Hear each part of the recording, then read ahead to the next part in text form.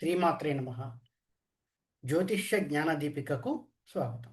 ఈ వీడియోలో సర్వాష్టక వర్గు గురించి తెలుసుకుందాం. అసలు సర్వాష్టక వర్గు అంటే ఏంటి, దాని గురించి ఎటువంటి ఇన్ఫర్మేషన్ మనం తెలుసుకోవచ్చు మన జాతకంలో అనేటటువంటి అంశాలు ఈ వీడియోలో తెలుసుకుందాం. సర్వాష్టక వర్గు వలన ఒక జీవితం జాతకుడి యొక్క జీవితం ఎలా ఉంటుంది అంటే సంపాదన ఎలా ఉంటుంది, మ్యారిటల్ లైఫ్ ఎలా ఉంటుంది, లాభాలు ఎలా ఉంటాయి, కుటుంబ సౌఖ్యం ఎలా ఉంటుంది, ఇలాంటివన్నీ ఓవరాల్గా అంటే దశలను బట్టి కాకుండా ఓవరాల్గా లైఫ్ అంతా తీసుకుంటే వాళ్ళు దేంట్లో హ్యాపీగా ఉంటారు, దేంట్లో కష్టాలు వస్తాయి అనేటటువంటివన్నీ ఈ సర్వాష్టక వర్గ ద్వారా తెలుసుకోవచ్చు. ఎటువంటి రంగాల్లో ఎటువంటి భావాల్లో వాళ్ళు హ్యాపీనెస్ పొందుతారు, ఎటువంటి భావాల్లో వాళ్ళు ఇబ్బందులు తెచ్చుకుంటూ ఉంటారు, ఇబ్బందులు ఉంటాయి, దానికి రెమెడీస్ చేసుకోవచ్చు. ఇలాంటివన్నీ ఓవరాల్గా ఈ సర్వాష్టక వర్గం గురించి చూసి తెలుసుకోవచ్చు. ఈ సర్వాష్టక వర్గం అంటే లగ్నం నుంచి 12 భావాల వరకు కొన్ని బిందువులు ఉంటాయి. ఒక జాతకం తీసుకుంటే మనకి సాఫ్ట్వేర్లో ఉంటాయి సర్వాష్టక వర్గం అనేటటువంటి ఓపెన్ చేస్తే అందులో బిందువులు కనిపిస్తాయి.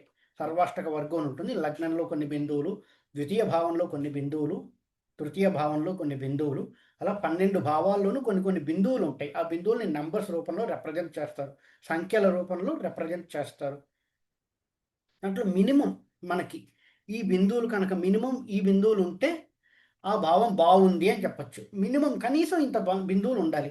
లగ్నం బాగుంది అంటే కనీసం 25 బిందువులు లగ్నంలో ఉండాలి. ద్వితీయం బాగుండాలి అంటే కనీసం 22 బిందువులు ద్వితీయంలో ఉండాలి. ఇవి స్టాండర్డ్ అనమాట. తృతీయం బాగుందా లేదా అని చూస్తే కనీసం 29 బిందువులు బాగుండాలి. చతుర్థం బాగుందా లేదా చూడాలంటే కనీసం అందులో 24 బిందువులు ఉండాలి. పంచమం బాగుందా లేదా చూడాలంటే కనీసం 25 బిందువులు ఉండాలి. షష్టం బాగుందా లేదా చూడాలంటే కనీసం 34 బిందువులు ఉండాలి అందులో. సప్తమం బాగుండాలి అంటే కనీసం 19 బిందువులు. అష్టమం బాగుండాలంటే కనీసం 24 బిందువులు. 9th హౌస్ నవమం భాగ్యం బాగుండాలంటే కనీసం 29. 10th హౌస్ బాగుండాలంటే కనీసం 36 బిందువులు. ఏకాదశం బాగుండాలంటే కనీసం 54 బిందువులు. వ్యయం బాగుండాలంటే కనీసం 16 బిందువులు ఉండాలి. ఈ విధంగా మనకి ఇచ్చారు. ఇన్ని బిందువులు ఉంటే ఆ భావం బాగుంది అంటారు. కానీ ప్రాక్టికల్గా యాజ్ ఇట్ ఈజ్గా అది అవ్వదు. చాలామంది జాతకాలు అలాగే ఉండవు. కొంతమందికి ఇక్కడ చూడండి ఏకాదశం 54 బిందువులు అన్నారు.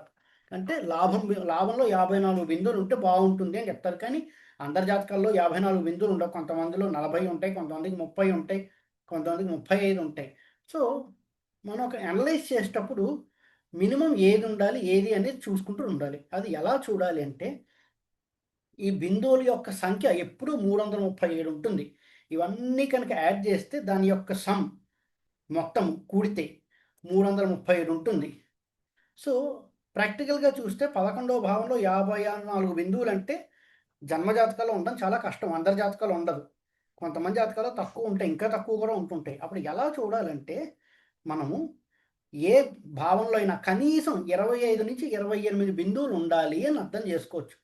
25 to 28 బిందువులు కనుక ఏ భావంలో అయినా ఉంటే ఆ భావం బాగుంది అని చెప్పొచ్చు. 25 లేదా 28 ఉంటే మంచిది. 25 కంటే ఎక్కువ ఉంటే మంచిది, 28 ఉంటే మంచిది. ఆ భావం బాగుంది అని చెప్పొచ్చు. 28 కంటే ఎక్కువ కనుక ఆ భావంలో కనుక ఉంటే ఎస్ గుడ్, ఆ భావం కాస్త బలంగా ఉందని చెప్పొచ్చు. 30 కంటే ఎక్కువ ఉందంటే ఆ భావం చాలా చాలా బాగుందని చెప్పొచ్చు. ఏదైనా సరే 30 బిందువుల కంటే ఒక భావంలో 30 బిందువుల కంటే ఎక్కువ బిందువులు ఉంటే ఆ భావం చాలా బలంగా ఉంది అని చెప్పొచ్చు. ఇక ఏకాదశంలో 54 అంటే ప్రాక్టికల్గా తారసపడదు. అది ఎలా చూడాలి అనేది కూడా ఇప్పుడు తెలుసుకుందాం. ముందుగా లగ్నం బాగుందా లేదా చూడాలంటే ఏం చేయాలి? లగ్నంలో కనీసం 25 లేదా 28 బిందువులు ఉంటే లగ్నం బాగుంటుంది. కనీసం 28 బిందువులు ఉంటే లగ్నం బాగుంది అని చెప్పొచ్చు, స్ట్రాంగ్గా ఉంటుంది అని చెప్పొచ్చు. అంతేకాకుండా 11వ భావంలో ఎప్పుడైనా కొన్ని బిందువులు ఉన్నాయనుకోండి, 12 కంటే ఎక్కువ ఉండాలి. అంటే వ్యయ స్థానంలో ఉండే బిందువుల కంటే 11వ భావంలో ఉండే బిందువులు ఎక్కువగా ఉండాలి. అప్పుడు ఖర్చు తక్కువ ఉంటుంది, లాభాలు ఎక్కువ ఉంటాయి, దాచుకునే డబ్బులు ఎక్కువగా ఉంటాయి, ఖర్చు తక్కువ ఉంటుందని చెప్పొచ్చు. 12వ భావంలో ఉండే బిందువులు 11తోనూ, 2తోనూ, 10తోనూ చూస్తే తక్కువ బిందువులు ఉండాలి. ఇలా చూసుకోవచ్చు. 9, 10, 11 భావాల్లో కనుక 30 లేదా అంతకంటే బిందువులు ఉంటే 9, 10, 11 భావాల్లో 30 లేదా అంతకంటే బిందువులు ఉంటే జాతకుడి జీవితం బాగుంటుంది. లగ్నంలో కనీసం 28 బిందువులు ఉంటే జాతకుడి జీవితం బాగుంటుంది. 9, 10, 11 భావాల్లో కూడా 30 లేదా 28 ఇలాంటి బిందువులు ఉంటే కూడా జాతకం బాగుంది, జాతకుడికి జీవితం బాగుంటుంది అని చెప్పుకోవచ్చు. 12వ భావం చూసేటప్పుడు మాత్రం 11 కంటే తక్కువ ఉంటే చాలా మంచిది. 2 కంటే తక్కువ ఉన్నా కూడా మంచిదే. డబ్బులు ఎక్కువగా ఉంటాయి, ఖర్చులు తక్కువగా ఉంటాయి.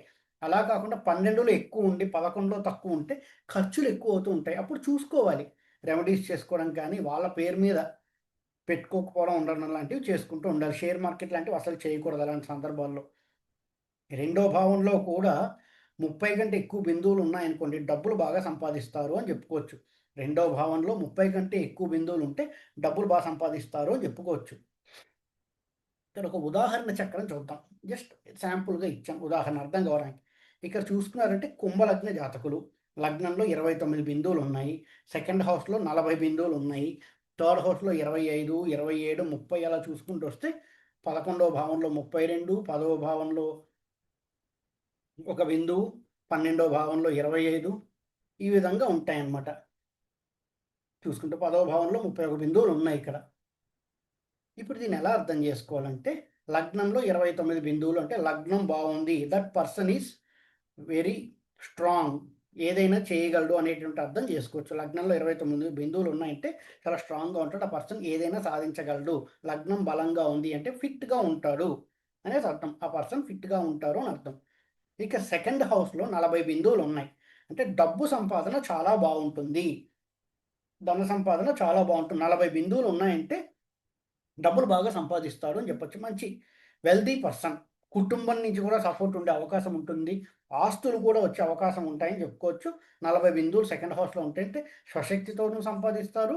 అంతేకాకుండా కుటుంబ ఆస్తులు కూడా వచ్చే అవకాశం కొంతవరకు ఉంటుంది. 40 బిందువులు కనుక సెకండ్ హౌస్‌లో ఉంటే.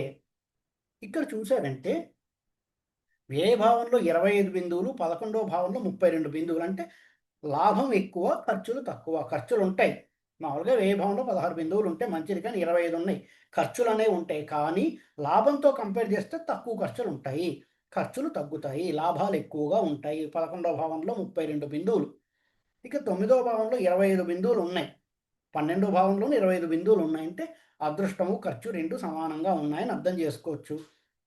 ఇక 10వ భావంలో 31 బిందువులు ఉన్నాయంటే ఉద్యోగపరంగా చాలా బాగుంటుంది. అంటే వాళ్ళు చేసేటువంటి వృత్తి బావుంటుంది. 31 బిందువులు ఉన్నాయంటే వృత్తిపరంగా బావుంటుంది.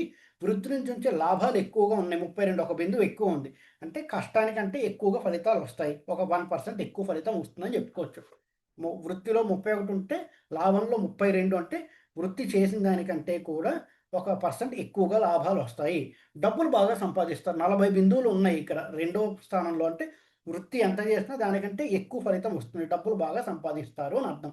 ఈ విధంగా సర్వాష్టక వర్గుని అర్థం చేసుకోవాలి. ఈ వీడియో కనుక మీకు నచ్చినట్టయితే లైక్ చేయండి. మీ ఫ్రెండ్స్ అందరితో షేర్ చేయండి. మరిన్ని వీడియో నోటిఫికేషన్స్ కోసం మా ఛానల్ సబ్స్క్రైబ్ చేసుకోండి. ఓం నమో నారాయణ.